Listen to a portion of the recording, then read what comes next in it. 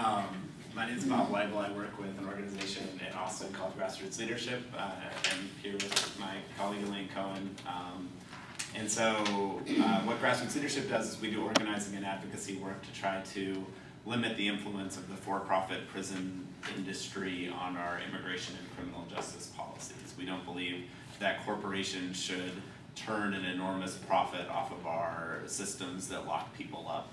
And I think it's actually kind of a fitting segue, right? That we have a system of profit and greed that has helped drive, right, people from Central America, from Mexico, through trade agreements, through direct funding of the military, right, through all the things that Jennifer just talked about. And then when we get here, right, when folks get here, we spend enormous amounts of money on trying to keep them out and locking them up, and that there's a whole system, right, a whole for-profit system that's been built up around that. And so one of the things that we try to do is expose that system and also organize folks here in Texas and around the country for better conditions in the detention centers, and to rely far less on a system that incarcerates and detains people, immigrants included. So what I wanted to talk about today was specific, and I apologize, my voice is, I almost completely lost it yesterday, so this is better than it was yesterday, but I'm going to keep my comments short because my voice is so bad. But what I wanted to talk about today is the government's response, in particular to the crisis, the humanitarian crisis, as many people have called it, right, that happened along the border this summer. It's actually, I think, fitting to be here in the Rio Grande Valley talking about this, because I think we saw the best of what this country can do and then the worst of what this country can do when dealing with folks who are fleeing violence and persecution, right? I got to come down here a couple times this summer, got to spend some time at Sacred Heart, and got to spend some time with the folks who are providing relief to people at the border, right? To children, to women with children who are coming, fleeing the kind of persecution that Jennifer just talked about. And I think that is really the absolute best of what this country can do, right? I mean, there were people from all over the country flying down here, driving busloads of materials down here to try to support the folks who are coming to the border. At the same time, the government was formulating a plan to both expedite the deportation of asylum-seeking people and to build giant detention centers to put women with children who are fleeing this country, or who are fleeing Central America, right, and seeking asylum in the United States. And I think that really it's only in a country that relies on mass incarceration to deal with every social issue, from addiction to homelessness to mental health issues, that would we come up with a solution to asylum-seeking women and children would be to build giant for-profit prisons to throw them in. And to give a little bit of context, right, this certainly isn't a new phenomenon, right? The idea of detaining immigrants and detaining them in for-profit prisons is something that dates back at least 30 years, right? I mean, really dates back to Japanese internment, right? And in fact, there's a particular irony that some of the very same cities that detained Japanese and German, or people of Japanese descent and German descent, are the same cities where there are some of the detention centers, right? Today, notably Crystal City. There's a really terrific book about the detention of Germans and Japanese at Crystal City. And what we're seeing today is the largest wave of locking up immigrant families since Japanese internment. But the context of detaining and deporting immigrants really goes back to the 1980s, right? In the mid-1980s, we only had a couple hundred people who were detained on any given day because of their immigration status. Today, we have 34,000 people that are detained every single day simply because of their immigration status. And that number isn't a random number, and it isn't a fluctuating number. It's actually a quota that the government has set that says that when Congress appropriates $2 billion every year to detain immigrants, that they expect that the number of immigrants in detention will not fall below the level of 34,000. right? So basically we have a explicit quota that says we must have these many people in immigration detention beds on any given day. There's no other law enforcement agency that I know of that has a quota for the number of people that it must maintain in its custody. We also spend more money on immigration detention and on immigration enforcement, federal immigration enforcement policies than all other law enforcement priorities combined, right? So we spend more money on immigration enforcement than we do on the DEA, on the ATF, and on the FBI combined, right? So this is an enormous amount of money that we're spending on the idea of keeping people out, right? And so again, when people say, well, what are we gonna do? Just give people schools, and how are we gonna care for all these people who are coming to the United States, right? We're already spending an enormous amount of money, billions and billions of dollars every year on the apparatus, right, to keep people out, to deport them and to detain them. And there are clear winners in this, right? There are the losers, right, are people who do get deported, oftentimes to their death, right? I mean, there's already been reports of dozens of children who've been deported either from Mexico or from the United States to Honduras that have died, right? Particularly in Honduras. But the winners, right, tend to be these for-profit prison corporations that have made a multi-billion-dollar business off of the practice of detaining both U.S. citizens, but increasingly immigrants, right? This is a kind of growth market, either detaining or incarcerating immigrants. And so that's, some of the context of what we're facing this summer.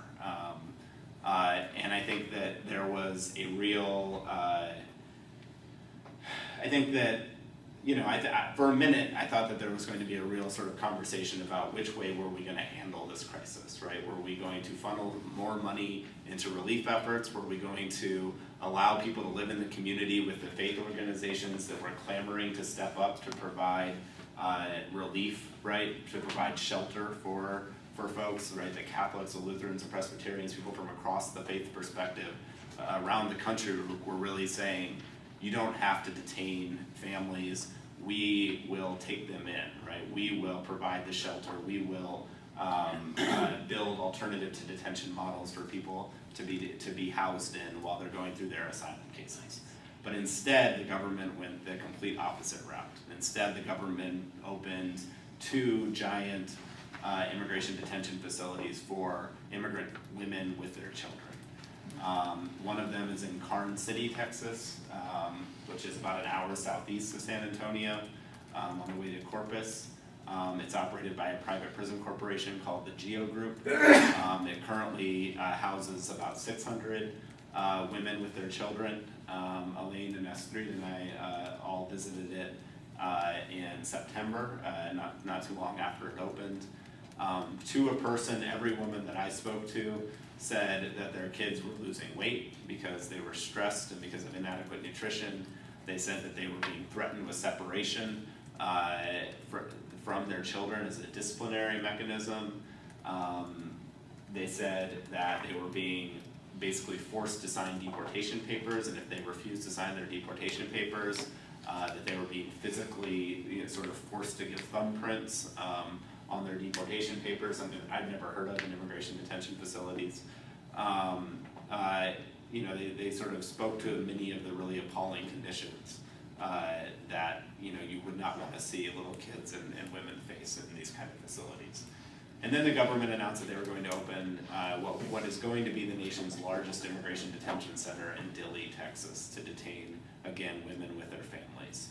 And where was that? Dilley, Texas, which is about halfway between Pearsall and Cotulla. It's like 1 hour north of Laredo. Yeah, between Laredo and San Antonio, right on I-35. Yeah. And this facility is built on the site of an oil worker man camp. So it's basically a series of portable buildings in the middle of a field, and it's to be operated by Corrections Corporation of America, the nation's oldest and largest for-profit prison corporation. And the same company that operated a private family detention center between 2006 and 2009, which became probably the country's most controversial and notorious immigrant detention center, called the T. Don Hutto Detention Center outside of Austin in Taylor, Texas. There's nothing out there at all. In Taylor? in Dilling. Oh, in Dilly, yeah, there's fracking. I mean, it's in the Eagle Ford Shale, so actually there's kind of a boom going on, but you're right, I mean, it's, to call it remote, it is definitely remote. It is nowhere near any social services, it's nowhere near any legal services, it's, nowhere near a community at all, right? I mean, the facility will be 2,400 beds when it's fully built out. The size of the town is 5,000, right? So it's going to be very much a prison town, right, a detention town. So I think, that's kind of just the depressing where we're at, right? The government's reaction to asylum seeking families, women with their kids, has been to throw them in prison. The other thing I'll note, right, is that immigrants are not given counsel, right, in immigration court. So the vast majority of these folks are representing themselves in court. The other thing is that generally, if you pass your credible fear interview, if you're a single man or a single woman and you pass your credible fear interview, which is the first sort of step that says you have a credible fear of persecution if you're going to be deported, generally you're given a bond, right, that says, okay, if you pay this bond, we'll let you out, and then you show up to your asylum case. The government has argued that they're going to give no bond to any of the families that have come.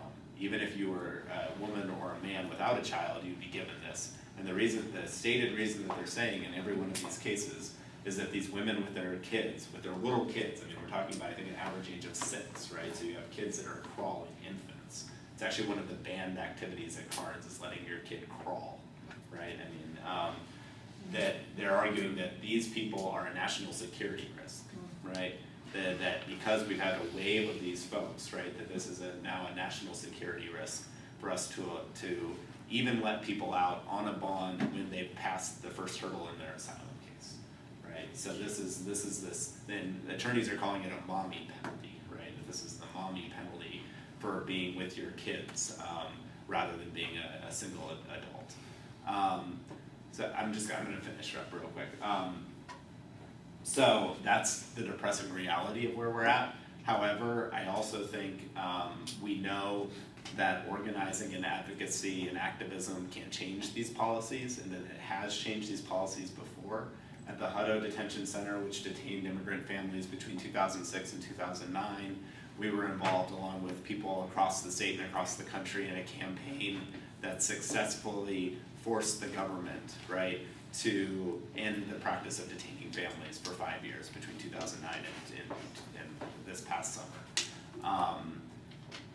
That campaign worked because we used protests, we used letter writing, we used litigation, we used basically every tool in the toolbook, right? The ACLU, a lot of organizations around the state, around the country were very involved in that. I think that, and the final sort of thing that we did is that when the Obama administration took office in 2009, we did 100 actions in the first 100 days of the administration, and we basically said, you don't want to inherit this legacy from the Bush administration, right, of locking up little kids and their moms. I think that we need to make that case again, right, that we don't want the legacy of the Obama administration to be locking up asylum-seeking women and their kids who are being driven from the most violent places in the world, right, and not letting them out on any sort of bond and allowing private prison corporations to make hundreds of millions of dollars off of this policy. So a couple things I want to note. One, we just produced a short documentary film about family detention. It's called No Sanctuary, Big Business and Family Detention. I have like one copy over here, but it's also available online. You can like order it through our website, grassrootsleadership.org. The other thing is we're going to do a really big protest outside of the Dilley Detention Center on May 2nd. We want to have more than 1,000 people out in front of the Dilley Detention Center, and we're actually inviting people from around the country, right around the state and around the country, to go and bear witness and show that there is an overwhelming presence of people who will travel all the way to Dilley. 1,000 people in Dilley is a lot of people. To show that there's an overwhelming movement of people who don't want to see our government doing this, that don't want to see our government locking up women with little kids so that a private prison corporation can make $330 a day off of their incarceration. So So when will that be? it's on May 2nd, and actually, it's a Saturday. It's a Saturday after May Day, right? So there's typically May Day immigration protests. We have a sign-up sheet that we can pass around, or people can sign up if you're interested in learning more about that. We also have newsletters and other things here. So we'd certainly welcome everybody to come to that and get involved, because I really think what made the campaign successful to end family detention at Hutto was not one thing, right? But it was really 1,000 things. It was really people going out holding signs, film screenings, letter writing parties, like contacting your congresspeople, suing the government. I mean, it was really a whole spectrum of things, and so I think that there's a way for everyone to be involved in that in some way or another. So, so thanks, and I'm sure Jennifer